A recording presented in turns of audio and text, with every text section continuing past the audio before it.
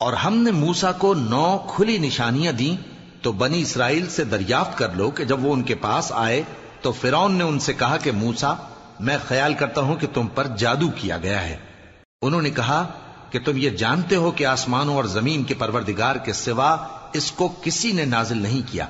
اور وہ بھی تم لوگوں کے سمجھانے کو۔ اور اے فرعون،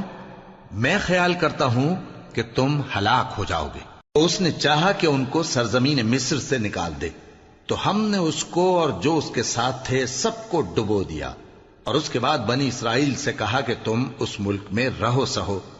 پھر جب آخرت کا وعدہ آ جائے گا تو ہم تم سب کو جمع کر کے لے آئیں گے۔ اور ہم نے اس قرآن کو سچائی کے ساتھ نازل کیا ہے، اور وہ سچائی کے ساتھ نازل ہوا۔ اور اے محمد صلی اللہ علیہ وآلہ وسلم، ہم نے تم کو صرف خوشخبری دینے والا اور ڈر سنانے والا بنا کر بھیجا ہے، اور ہم نے قرآن کو تھوڑا تھوڑا کر کے نازل کیا ہے تاکہ تم لوگوں کو ٹھہر ٹھہر کر پڑھ کر سناؤ، اور ہم نے اس کو آہستہ آہستہ اتارا ہے۔